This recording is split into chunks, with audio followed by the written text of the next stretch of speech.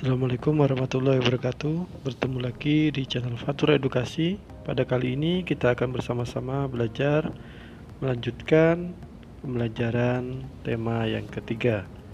Jangan lupa sebelum belajar berdoa terlebih dahulu agar nanti apa yang disampaikan dapat memberikan manfaat bagi kita semua. Silahkan kalian klik like, komen, dan subscribe terlebih dahulu bagi yang belum, serta share video ini sebanyak-banyaknya agar memberikan manfaat bagi kita semua.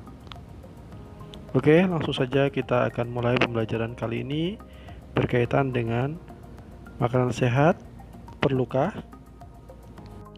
Apa pentingnya makanan sehat? Makanan sehat dapat secara drastis mengurangi peluang Anda terkena penyakit jantung dan kanker. Salah dua pembunuh terkemuka di dunia, yaitu jantung dan kanker tersebut. Pola makan yang baik dapat meningkatkan semua kualitas dalam aspek kehidupan, mulai dari fungsi otak hingga kinerja fisik. Jadi ternyata makanan sehat itu dapat mengurangi peluang terkena penyakit jantung dan kanker. Oke, langsung saja kita akan masuk ke bagian yang lainnya. Apa sih manfaat makanan sehat? Yang pertama, mampu menurunkan dan mempertahankan berat badan. Yang kedua, mengurangi resiko penyakit jantung. Yang ketiga, membuat tulang dan gigi kuat. Yang keempat, menjaga kecantikan kulit. Yang kelima, mendukung kesehatan otak. Dan yang keenam, mengontrol gula darah. Ternyata makanan sehat dapat memberikan banyak sekali manfaat dalam tubuh kita.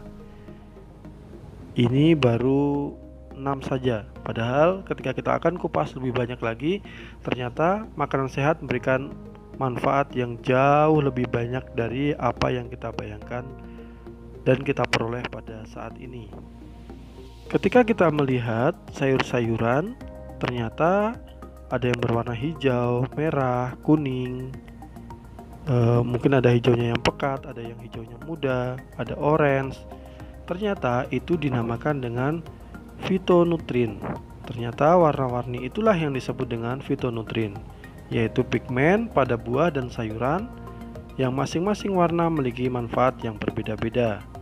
Seperti halnya misalnya warna hijau untuk menjaga kadar kolesterol, kesehatan sel tubuh, penglihatan, jantung, dan tulang. Kuning atau jingga untuk kesehatan mata, kulit, daya tahan tubuh, dan juga kesehatan jantung.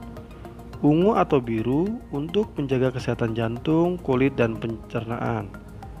Untuk yang berwarna putih ternyata untuk menjaga kesehatan jantung, kolesterol, dan pembuluh darah. Yang berwarna merah memelihara kesehatan prostat, paru-paru, pencernaan, dan juga sel-sel di dalam tubuh. Jadi ternyata fitonutrin tadi atau warna-warni dalam makanan yang secara alami ada ternyata memiliki kandungan dan manfaat yang sungguh luar biasa, di luar perkiraan kita yang ketika kita makan setiap harinya hanya kenyang saja yang kita pikirkan. Tapi ternyata ada banyak sekali kandungan yang berada dalam makanan tersebut. Nah, berkaitan dengan makanan sehat, mungkin seiring juga dengan bagaimana ketika kita mengkonsumsi makanan yang tidak sehat atau tidak teratur dalam hal makanan. Di sini ada beberapa contoh penyebab gangguan sistem pencernaan yang biasanya diakibatkan oleh pola makan kita yang tidak sehat. Pertama yang sering terjadi adalah gejala MAH. Seperti gejalanya yang muncul adalah rasa tidak nyaman atau nyeri di perut bagian atas atau sekitar ulu hati. Rasa panas seperti terbakar di bagian dada. Perut kembung, sering bersendawa, cepat kenyang saat makan. Ini merupakan beberapa contoh gejala MAH yang muncul dalam kehidupan kita sehari-hari. Dan ini ternyata juga disebabkan oleh ternyata pola makan kita yang tidak sehat. Bagaimana cara pencegahannya? Cara mencegah MAH yaitu mengkonsumsi makanan dalam porsi kecil sehingga beban kerja lambung tidak terlalu berat. Makanan secara perlahan dan kunyahlah makanan hingga halus sebelum menelannya. Jadi ketika kita makan maka kita harus mengunyah sampai halus, baru ditelan agar kinerja lambung tidak berat. Hindari makanan yang mengandung kadar asam tinggi seperti jeruk dan tomat. Itu adalah cara pencegahannya ketika kita sudah terkena penyakit MA. Nah, atau ketika kita sedang tidak sakit, maka kita harus mencegah dengan cara hal tersebut tadi, mengkonsumsi makanan dengan porsi yang kecil, serta kita harus mengunyah dengan sangat lembut sehingga kinerja lambung cukup terbantu. Cara pencegahan lain yaitu seperti makan tepat waktu, kurangi makanan pedas, asam, dan berlemak, mengkonsumsi makanan probiotik, istirahat yang cukup, kurangi kafein. Itu juga bagian dari cara pencegahan ketika kita memiliki penyakit MA. Penyakit lain yang berkaitan dengan sistem pencernaan dan makanan sehat itu diantaranya adalah kolera. Kolera disebabkan oleh bakteri Vibrio cholera dan Vibrio eltor. Sebenarnya kedua jenis bakteri muncul di feses orang yang terinfeksi. Namun feses tersebut bakteri dapat terbawa ke berbagai jenis makanan dan minuman yang kita makan. Jadi sebenarnya kolera merupakan salah satu penyakit menular yang dimana berasal dari kotoran manusia atau orang yang terinfeksi dari penyakit kolera itu sendiri.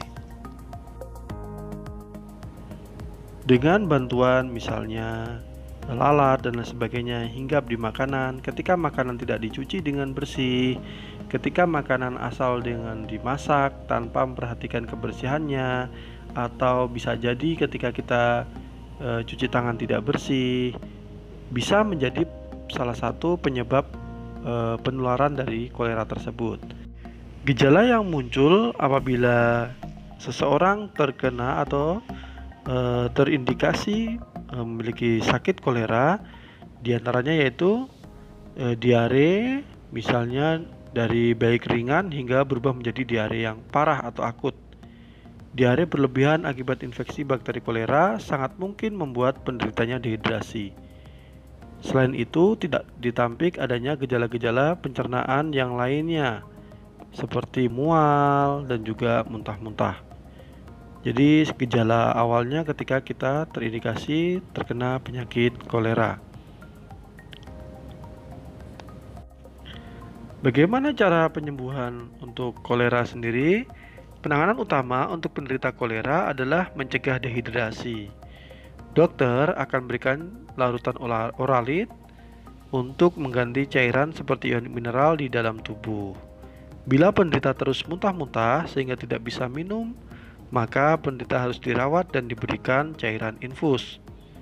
Itu merupakan penanganan ketika seorang terindikasi kolera dan ternyata sampai terjadi dehidrasi dalam tubuhnya.